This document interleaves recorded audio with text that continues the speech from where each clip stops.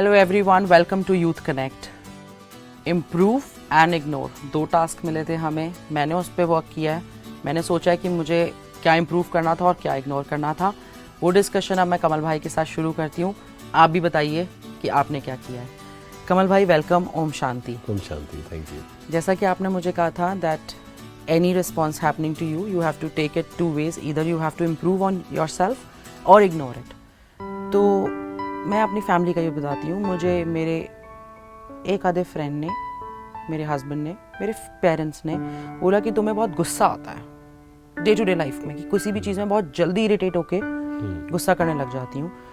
तो पहले तो मुझे बहुत इरिटेशन, मुझे लगता था कि यार आप लोगों को नहीं आता, आप सिर्फ मेरे ही गुस्से को देख रहे हैं। पर जैसा आपने बोला कि थोड़ा सा एक थॉट देना, सोचना कि ये है मेरे अंदर, तो मुझे लगा कि है।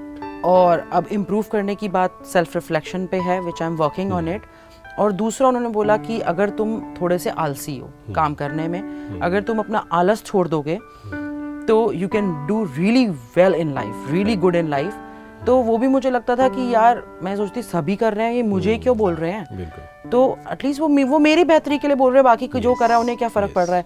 तो फिर मैंने सोचा कि हाँ, बात ये भी है। मैंने उसको भी सोचा, मैंने कहा हाँ, एक्सक्यूज़ क्यों करना बीमारी का भी। तो लिखा भी आपने इसको? मैंने बिल्कुल लिखा है, मेरे पास दोनों रखे हुए हैं। एक कमी गुस्सा, दूसरा कमी आलस। मैंने लिख के रखा है, इसीलिए मुझे याद भी आपको बताने के लिए।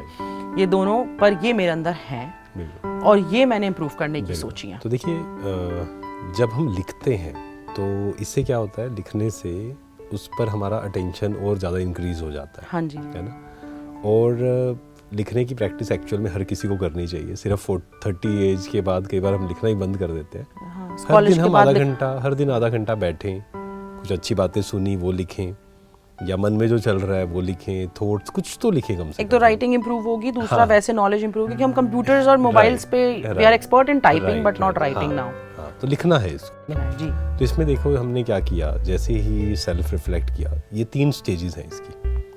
पहला है सेल्फ रिफ्लेक्शन, कि हम बैठते हैं, जैसे आपने ये सेल्फ रिफ्लेक्ट किया इसको। आपने देखा कि अच्छा मेरे अंदर ये बोल रहे हैं गुस्सा, तो हम पहले क्या कर रहे थे कि आपके अंदर भी तो है, क्योंकि it's very easy to blame. हम एकदम से डिफेंड करते हैं अपने आप को। तो हमने कहा कि आपके अंदर भी आप क्यों बोल रहे हैं। लेकिन अब हमने क्या किया, सेल्फ रिफ्लेक्ट किया कि ठीक है, उनका टोन कैसा भी हो, कैसे भी बोल रहा है व्यक्ति, लेकिन मेरे अंदर ये चीज़ है। तो सेल्फ रिफ्लेक्ट पहला। सेकंड होता है सेल्फ रियलाइज। ये साथ में हो गया। जैसे आपने सेल्फ रिफ्लेक्ट किया, आपको ये रियलाइजेशन हुआ कि yes, this is something which I need to work on. मुझे इस पे काम करना है। अब वो बोल रहे हैं तो वो सही ही बोल रहे हैं एक्चुअली। मुझे काम करना है एंड मेरी बेहतरी के लिए है। थर्ड आता है सेल्फ ट्रांसफॉर्मेशन। बिना सेल्फ रिफ्लेक्शन के सेल्फ रियलाइजेशन नहीं होगा, और बिना सेल्फ रियलाइजेशन के सेल्फ ट्रांसफॉर्मेशन नहीं होगा। हो ही नहीं सकता, राइट। तो ये हमने अच्छा काम किया कि हम बैठे, लिखा। अब समझ आ गया कि मुझे इस पर काम करना है। फॉर एग्जाम्पल, गुस्से पे काम करना है मुझे, ये समझ आ गया कि सब कह रहे हैं गुस्सा है। मैंने भी रियलाइज़ किया कि गुस्सा है, एंड अब इस पे काम कैसे करेंगे हम, कि गुस्से का क्या क्या नुकसान हो रहा है। तो आपको क्या लगता है, क्या क्या नुकसान है गुस्से का? बहुत ज़्यादा नुकसान है। जैसा मैंने आपको बताया कि गुस्से से मेंटली तो मैं इफेक्ट होती हूँ, क्योंकि मुझे गुस्सा आता बहुत ज़्यादा है। तो पहले मैं डिस्टर्ब हो जाती हूँ, मेरी मेमोरी पे फ़र्क पड़ गया। मैं जो काम कर रही होती हूँ, मैं एकदम से उस चीज़ में मन भी नहीं डिसबैलेंस हो जाती हूँ, छोड़ देती हूँ वहीं के वहीं। और क्योंकि ये प्रैक्टिस मेरी गुस्से की शायद बहुत सालों से चल रही है, अब जाके मुझे लगने लगा यही मेरे बॉडी पे भी इफेक्ट कर रहा है। बिल्कुल। उसने मुझे इतना वीक कर दिया। I am suffering with fevers and physical illness, mental illness. मन एंड तन 2 चीजें हैं ना, माइंड एंड बॉडी। इसका बहुत गहरा कनेक्शन है एक्चुअली जी। और मन is more powerful than body. मन जो है बहुत पावरफुल है शरीर से, क्योंकि मन से आप देखो, शरीर से कहीं जाना है तो उसके लिए तो आपको, मान लीजिए यहाँ से दिल्ली जाना है तो उसके लिए तो बहुत आपको जाना पड़ेगा। लेकिन मन से तो हम 1 सेकंड में पहुँच सकते हैं, कहीं पर भी पहुँच सकते हैं मन से, है ना। लाइट से भी तेज पहुँच सकते हैं। लाइट से भी तेज। मन इज वेरी वेरी पावरफुल। तो जब हम मन पे काम, जैसे एंगर की बात हमने की, तो हमने रियलाइज़ किया कि गुस्सा करने से हेल्थ पर इफेक्ट आ रहा है।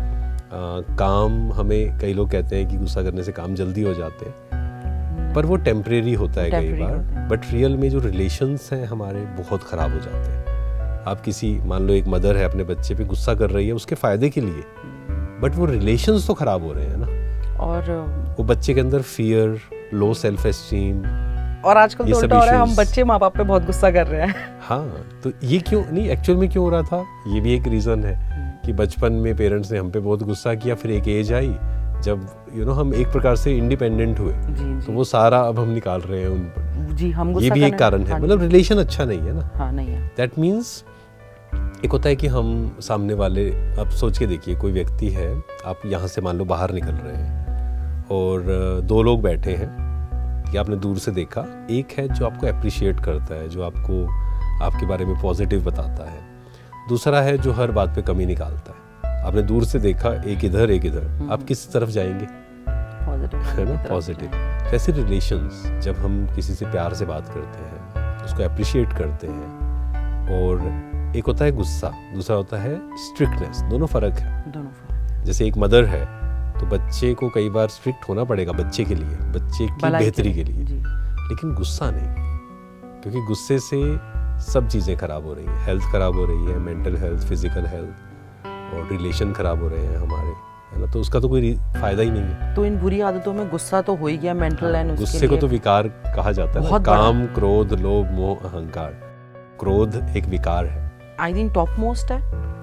हाँ, टॉप मोस्ट ही हम कह सकते हैं, क्योंकि वो विजिबल बहुत ज्यादा है ना, बहुत विजिबल है। किसी के अंदर लोभ होगा तो शायद वो दिखेगा नहीं दिखेगा, पर गुस्सा लेकिन दिखेगा, गुस्सा दिखेगा। इसलिए शायद इजी भी है इसको कंट्रोल करना, क्योंकि जो दिखता है वो जल्दी कंट्रोल हो जाएगा। हाँ, और इसको समझना पड़ेगा बस कि गुस्से को अगर हमें खत्म करना है ना, जैसे अभी गुस्सा और आलस वो कहा आपने, तो गुस्से को अगर हमें खत्म करना है तो पहले हमें उसकी गहराई में जाना पड़ेगा, साइंस ऑफ एंगर, कि गुस्सा आता क्यों है, गुस्से के पीछे रीज़न क्या है। जैसे बुखार होता है, तो बुखार से अगर बाहर निकलना है तो समझना पड़ेगा बुखार किस कारण से है। कुछ ना कुछ हमने गलत खाया जिसका इफेक्ट, वो सिर्फ सिम्टम है बुखार। ऐसी क्रोध सिर्फ एक सिम्टम है, लेकिन उसके पीछे जो डीप रीज़न है कि गुस्सा हमें क्यों आता है, कोई सिचुएशन आई हमें गुस्सा आया, पर एग्जैक्टली क्यों आया, वही सिचुएशन किसी और के, गुस्से की जड़ डर तो नहीं होता?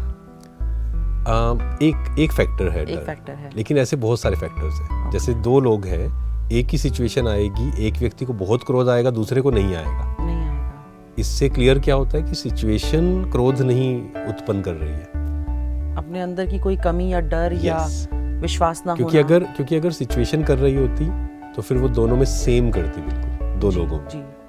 तो इसका रीज़न क्या है, गुस्से का रीज़न क्या है? गुस्से के डीप कारण है असंतुष्टता, खालीपन, अकेलापन, है ना, ये सब चीज़ें, डर, चिंता, इरिटेशन, हर्ट, ये सब गुस्सा पैदा करता है, बढ़ाता है। नहीं, ये सब गुस्सा बढ़ाता नहीं है, ये सब हमारे अंदर होता है जिस कारण हमें गुस्सा आता है, जिस कारण हमें गुस्सा। जैसे फॉर एग्जाम्पल काम, क्रोध, दो चीज़ें कहते हैं ना। काम मीन्स कामनाएं, इच्छाएं, जब कोई इच्छा पूरी नहीं होती है तो गुस्सा आता है। एक्सपेक्टेशन, इसलिए कहा जाता है कि बहुत सारी एक्सपेक्टेशंस मत रखो लोग दुनिया से, क्योंकि जब वो पूरी नहीं होंगी हमें हर्ट होगा, हमें गुस्सा आएगा। तो इस पर हमें ओवरऑल काम करना पड़ेगा फिर, कि कैसे हम इरिटेट ना हो, कैसे हम डिस्टर्ब ना हो, तब जाकर वो गुस्सा एक्चुअल में खत्म होगा, रियल सेंस में। अभी तक जितने एपिसोड जो हैं और आपने जितना गाइड किया है और जितना मुझे पता चला है कि अपने ऊपर काम करना है, मैं ये सोच रही हूँ कि अभी तक हम जॉब और इन सब चक्रों में अपने ऊपर काम करने के लिए बहुत ज़्यादा मेहनत करनी पड़ेगी और बहुत टाइम देना पड़ेगा अपने आप को, and it's a full time job working on ourselves. क्योंकि जब हम पैसे की बात करते हैं ना, वो तो आप अगर देखें तो फाइनेंशियल हेल्थ जिसको हम बात करें, वो तो एक फैक्टर है सिर्फ। Physical health, mental health, emotional health, spiritual health, ये सब चीज़ें जब तक हमारे जीवन में नहीं होंगी तब तक हम रियल हैप्पीनेस या रियल सक्सेसफुल अपने आप को नहीं कह सकते। स्पिरिचुअली ये वाले चीज़ें बहुत हेल्प करेंगी, वर्ल्डली वो वाली चीज़ों में हेल्प करेगी, हर लेवल से अचीवमेंट हो जाएगी अगर अपने ऊपर ही काम कर लिया तो।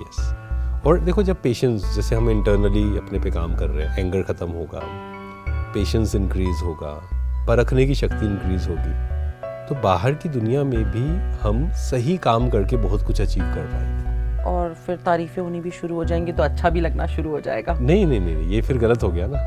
अगेन हम गलती क्या कर रहे हैं, हम वो पुराने पैटर्न पे जा रहे हैं ना, कि हम ये काम करें, मतलब स्पिरिचुअल हम क्यों होना चाहते हैं ताकि गुस्सा खत्म हो और लोग कहें आपका तो गुस्सा बिल्कुल खत्म हो गया और हमें बड़ी खुशी फील होगी। पर ये भी तो फिर एप्रिसिएशन पे डिपेंडेंट हो गए ना हम, एंड वो फिर टेम्परेरी होगा क्योंकि कोई कहेगा ये कहाँ आप किस गलत रास्ते पे चल गए। पर खुद के साथ खुशी के साथ साथ अगर औरों को भी समाज में भी ये लग रहा हो तो वो भी एक अच्छा फील करना अच्छी बात है, but we should not be dependent. That's what I am saying. क्यों? क्योंकि अगर मैं एप्रिसिएशन पे डिपेंडेंट हूँ तो मुझे क्रिटिसिज्म भी उतना ही हर्ट करेगा।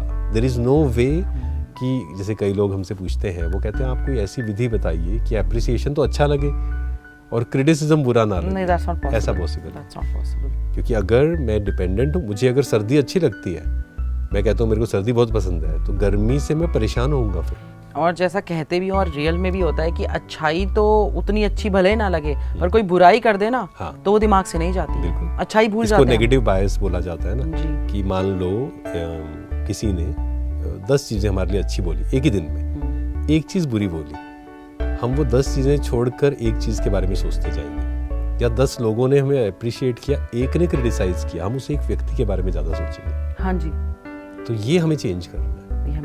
और ये हमें कैसे चेंज करना है? हमें दोनों से ऊपर उठना पड़ेगा, जिसको कहा जाता है मुक्ति, है ना। मुक्ति या जीवन मुक्ति हम शब्द यूज करते हैं, वो यही है कि इन सब बातों से डिटैच होना, कि कोई मुझे अप्रिशिएट कर रहा है या कोई मुझे क्रिटिसाइज कर रहा है, वो उसका ओपिनियन है सिर्फ। सेल्फ रिफ्लेक्शन से ही ये सारी चीज़ों का हमें परख होगी कैसे कैसे चलना है। और सपोज कि आज की जो स्थिति है अब थोड़ी स्ट्रांग हो गई है, मेरी आपसे बातचीत करके इतने वीक्स निकल चुके हैं, पर अगर किसी का ब्रेन वीक है और उसकी बिगनिंग चल रही है तो उसमें वो कैसे इतनी हिम्मत लाए मेंटल इलनेस के साथ, कैसे अगर सपोज वो ऑलरेडी ब्रेन से वीक हो गया और बॉडी से वीक हो गया तब कैसे करें?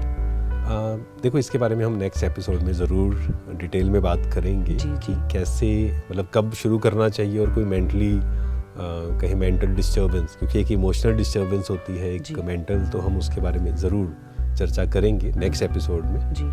और तब तक का आपका जो practice, I should work on my mental health till then, practice रहेगा। सब जो भी जिस भी स्टेज में है वो भी ये प्रैक्टिस करें।